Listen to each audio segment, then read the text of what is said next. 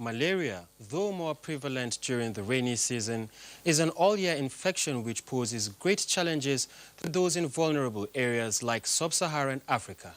A large percentage of outpatients who visit medical facilities often come down with mild or severe cases, especially in primary health centers across the country.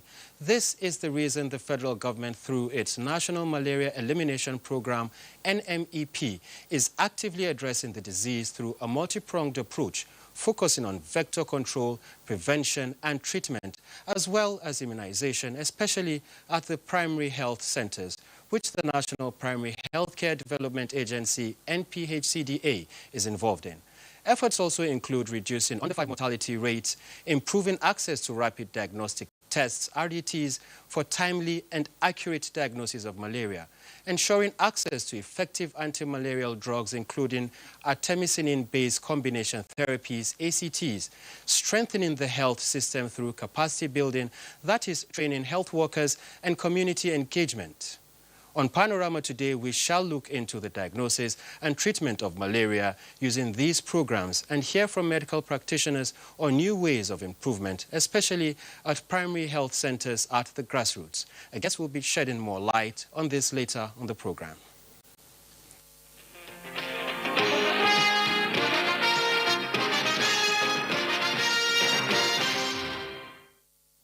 You can follow this news broadcast live on our website at nta.ng/live and on our other social media handles displayed right on the screen. I'm Awol Yusuf Jibo. Thank you for joining us.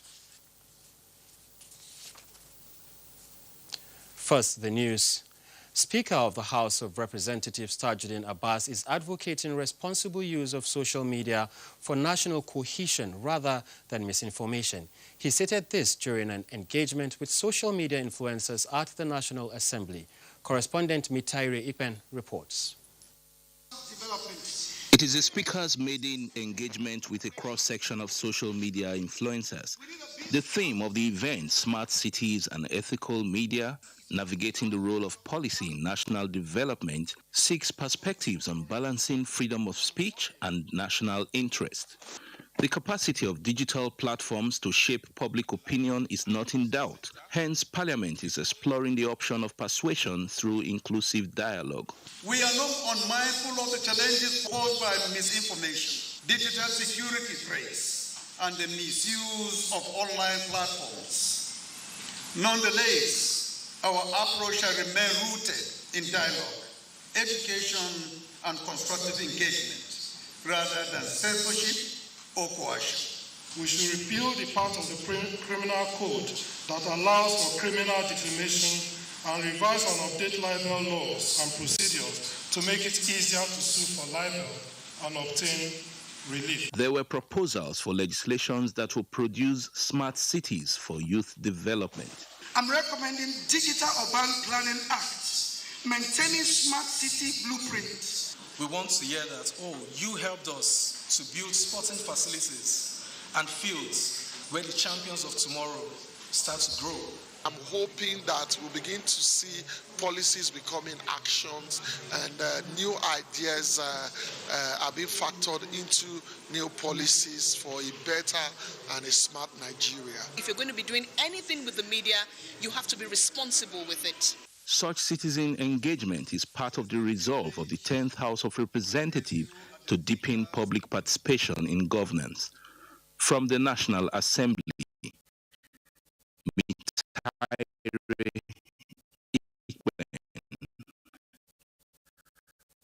NTA News. The National Electricity Regulatory Commission is strengthening partnership with judiciary for implementation and enforcement of laws that will enhance safety in the electricity sector, as well as protect consumers' rights. To achieve this, for the Judicial Officer, the Justice of Nigeria, Justice Kudirat Kekere Ekun, urges judges to take a proactive stance in enforcing safety regulations and boosting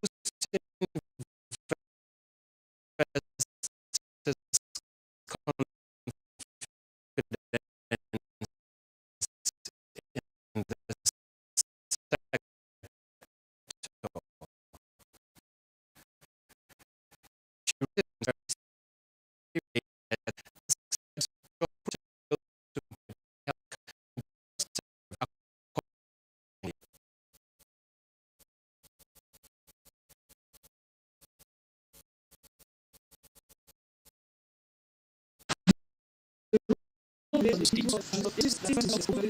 must take a proactive stance in enforcing safety regulations. The Federal Ministry of Justice is available to partner with you in enhancing the performance of your regulatory roles and expanding the frontiers of legal frameworks for the electricity industry. It's important for us to continuously engage with the judiciary to ensure that sufficient understanding is made in order to ensure that we all together for the success of this industry and for the success of Nigeria at large. The seminar has as its theme, Navigating the Dynamics of Nigeria's Evolving Electricity Sector. Moving on to the judiciary, where the prosecution in the trial of the leader of the proscribed indigenous people of Biafra, Nnamdi Kanu, for alleged terrorism acts has opened its case. Judiciary correspondent Austin Anyebe reports that at the commencement of trial, the prosecution counsel, Adegboyega Awomolo San, moved for an ex parte application seeking the leave of the court to allow his witness to give evidence behind screen in order to protect their identities due to the nature of the case and the security situations. This was not objected to by the defense counsel, Kanu Agabi, SAN, and therefore granted by the presiding judge, Justice James Omotosho. The first witness was the intelligence security officer who led the team to arrest him from Kenya to Nigeria. The witness told the court that he was arrested from his hotel room with a well-equipped broadcast gadget. He tendered video exhibits where he was interrogated on why he was transmitting radio messages without obtaining a license from the National Broadcasting Commission. In response to some of the questions put across to him by the investigator in the video, he maintained that the content of his radio messages is the emancipation of his people and that if he applied for a license, he wouldn't be given.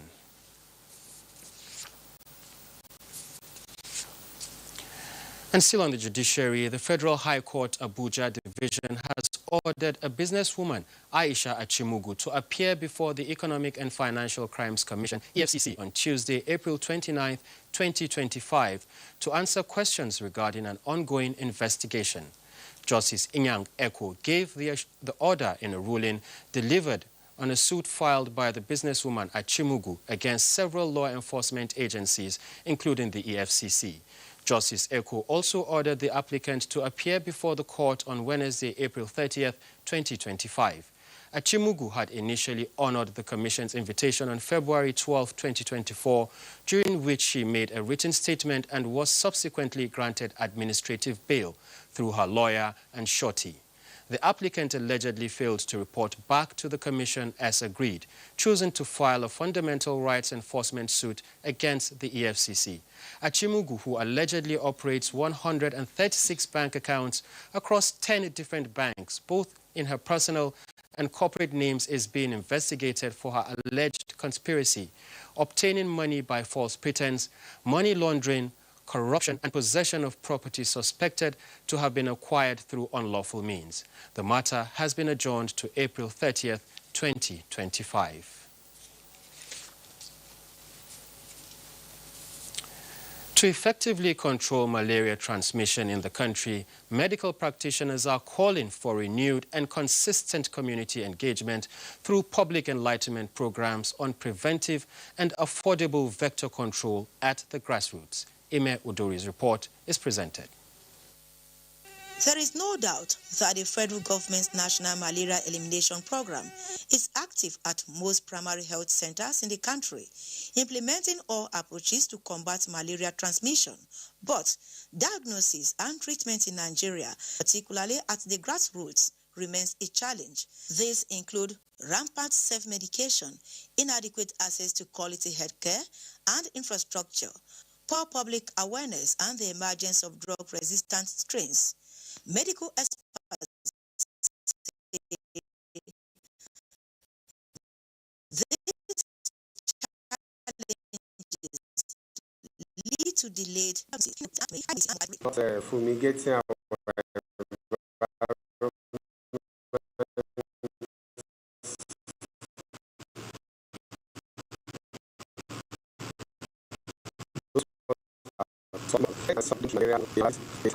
malaria very well.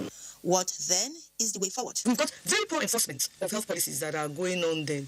Then, of course, there's the low community participation in the decision-making for health programs. And this low participation, this low community participation comes because there's widespread poverty that limits access to health education, that limits access to effective healthcare services. Medical practitioners also say, although adopting a multi-stakeholder approach to achieve malaria control goals is already bearing fruits, they are emphasizing intensified community engagement, not only from government, but civil societies in the area of self-medication and prevention, especially for pregnant women and children, while collaborating with various partners, including the WHO, the Global Fund. World Bank is a welcomed idea. And to discuss further on malaria treatment and diagnosis in Nigeria, I have with me Dr. Blossom Madwafokwa, Consultant Public Health Physician, Lagos University Teaching Hospital. You're welcome to the program, Doctor. Thank you so much for having me. It's good to have you join us. My pleasure. Yeah. So, malaria treatment and diagnosis in Nigeria, where would you say we're at the moment? Okay, so you ask a very important question. Malaria treatment and diagnosis and treatment is actually one of the strategies for our road towards malaria elimination. From studies of other countries that have been successful in eliminating malaria, just recently Egypt was certified malaria. One of the things that we discovered was one of the key pillars of their strategy was testing and treatment. And the easy way to do that is through your rapid diagnostic tests. So what does that mean? That means your healthcare provider takes your history, examines you, and performs the test right there in the clinic. And once it's positive, the healthcare provider prescribes the appropriate treatment, which is the artemisinin combination therapy that is recommended as first line for non-severe malaria. Okay, so would you say, let's say like 5 years back, would you say there has been progress? I would say there has been progress. So as a healthcare provider myself, there was actually intense training for us to sort of pivot away from just treating all the cases of fever, body aches, to actually testing the individual first. So sometimes you do the test and you realize this isn't malaria. So that way we sort of use our anti-malarials more rationally. So that way we prevent resistance to the anti-malarial in cases where the individual doesn't actually have malaria. I think that is very important because we have a lot of people who just go into treatment without being sure of what the problem is. They underdose, and at the end of the day, we begin to have resistance to the anti-malarials. So how would you know if malaria is mild or severe? So it's actually quite simple. So mild malaria, and I'm sure most people listening to me right now have already had mild malaria. So you have fever, you have body aches, you have chills, you sort of have general malaise. So that's sort of mild malaria. When it becomes severe, the fever is high, the individual will be pale, even jaundiced, the individual will be listless. It leads to seizures, convulsions, coma, and death. Severe malaria is a medical emergency that has to be treated immediately by knowledgeable healthcare personnel. And would you say there are a particular group of people that are more vulnerable, let's say, for example, children and pregnant women? Correct. So we have seen that the most vulnerable are children under the age of 5 and pregnant women. Why? Because children under the age of 5 haven't developed the level of immunity to protect themselves when they're exposed to malaria. And of course, pregnant women, pregnancy traditionally reduces your immunity and leaves you susceptible to infection. So these two key demographics are sort of our main focus when we deploy our preventive strategies. Okay, so doctor, can you explain to us these approaches, the vector control immunization for children under 5 and the rapid diagnostic tests? Good. So vector control is a key strategy for our road to elimination of malaria, because without the vector, so the vector is the female Anopheles mosquito. So without that vector, really malaria is immediately eliminated, except say if someone gets it through blood transfusion. So that's like the carrier? It's the carrier of the parasite. So without that vector, there is really no way for malaria parasites to go from one individual to another individual. So vector control is key. So there are things that the government can do, and there are things that individuals can do. On the part of the government, things that the government can do, ensuring that we don't have standing water clearing vegetation. For example, there are other vector control strategies. At the individual level, ensure that you have mosquito netting around your windows, sleep under insecticide-treated nets, indoor residual spraying of insecticide, extremely important. If you have to be outside in the evenings, make sure you're fully clothed. So these are the things that you can do as an individual to protect yourself against the vector. You spoke about the immunization for under 5s. So we have been quite successful in deploying an effective vaccine against malaria. It's called RTSS, and it's usually recommended for those under the age of 5, and it's taken in 3 doses. Also, you spoke about the RDT, extremely important part of our strategy towards elimination of malaria, because we want to ensure that we diagnose malaria first before we treat malaria. So, doctor, if the vaccine is for those under the age of 5, then what happens to the adults? So what we're doing is resource allocation. So most adults already have some immunity against malaria. So, I don't know if many people know this, but one of the top 5 killers of children under 5 is malaria. So, and it's mainly because their immunity is low. They haven't been exposed to the parasite enough for their bodies to build immunity to the parasites. For people that are older have built some level of immunity. So we ration the vaccines, the few vaccines that we have available for those that are more vulnerable. So that's the thinking. So is that to say there are no plans to expand malaria vaccination beyond the pilot states for now? So there's a plan to expand beyond the pilot states, but the main strategy is to incorporate it into the routine childhood immunizations. So a child has certain vaccines they take at certain points as they are growing. So we want to ensure that the malaria vaccine is one of those vaccines that a child takes. Okay. Now, personally, I know a lot of people, that once they come down with symptoms, they resort to taking traditional herbs for treatment. Now, what would you have to say about that? So before I go to what I want to say about that, that is actually a symptom of our healthcare system, because we don't have ready access to healthcare in our society. We don't have universal health coverage. Only 10% of our population is covered by health insurance. So when people fall sick, they know they have to pay out of pocket. So it serves as a deterrent. And then they resort to some of the herbal concoctions that people sort of try to go for.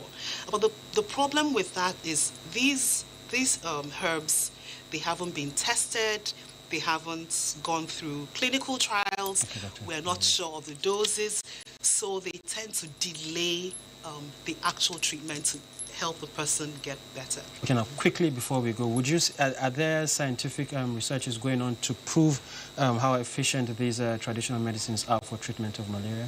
So I'm not aware of any research that is going on currently. It's possible that some herbs are being tested, but I'm not aware of any right now. Okay, Dr. Blossom, thank you so much for joining us on Panorama today, and we do look forward to having you on the program some other time. Thank you so much for having me, Awa. Pleasure. Have a good day. And let's take a break. Panorama will be back shortly. Don't go away. Of Nigeria warns vandals of national assets, electricity transmission towers, cables, and other facilities to desist from this act of sabotage. Vandalism is a serious crime, punishable under the law. Vandalizing electrical equipments will affect millions of Nigerians, including your loved ones. Remember that national assets belong to all of us, hence the need to protect them. Report all cases of suspicious movement around electrical facilities to security agencies. When you see something, say something. This message is from the Federal Ministry of Information and National Orientation in collaboration with the National Counter-Terrorism Center, NCTC, Office of the National Security Advisor.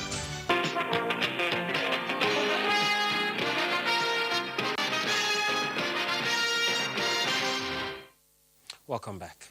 Towards achieving the 1 trillion naira economy, the federal government is keeping tabs on different sectors of the economy, strengthening ties and giving listening ear to suggestions that will stabilize the economy. This time, it is the turn of Nations Exchange Group in Lagos, where the Minister of Industry, Trade and Investment, Jumoke Oduwole, beats the gong to close the day's market. Lanre Belei has details. Closing the day's market, heads of the Nations Exchange Group welcomed the minister and assured the government of their readiness to collaborate with it in directing the trajectory of the economy towards the desired goal. I want to assure you that this market is ever ready to work with your ministry, to collaborate with your ministry, so that we can achieve these laudable objectives, Mr. President. Jumoke Oduwole appreciated the stock market gurus, describing them as one of the pillars of the economy, which is why government is keen on collaborating with them in stabilizing the economy. At least 6 key areas that I would like to collaborate with you on, many of which have been mentioned. But just to thank you for all you've done in stabilizing the economy and in attracting investment, portfolio investment, foreign direct investment, having an exit pool. Of course, we're going to ask for a lot more vibrancy, and we're going to support in that. The Nigerian Exchange Group urged the minister to make consultations regular to actualize the dream of a vibrant economy for the nation. In Lagos, Lanre Belei, NTA News. Now to the oil sector. Nigeria's non-oil export sector recorded strong growth in the first quarter of 2025, with total exports rising to 2.416 million metric tons. This marks a substantial 243.44% increase compared to the 1.937 million metric tons exported in the same period in 2024. The Nigerian Export Promotion Council, NEPC, described the development as a positive sign of the country's efforts to diversify the economy and reduce dependence on oil revenues. Alika Okpanachi Arua reports. In the first quarter of 2025, Nigeria's non-oil export sector achieved notable growth, with exports reaching 2.416 million metric tons and generating about $1.791 billion. Cocoa beans led the exports, accounting for 45.02% of the total export value, followed by urea fertilizer at 19.32%, while cashew nuts came third with 5.81% of the total products exported. These are evidences to show that non-oil export is increasing and all stakeholders are taking advantage of the potentials and opportunities inherent in this sector.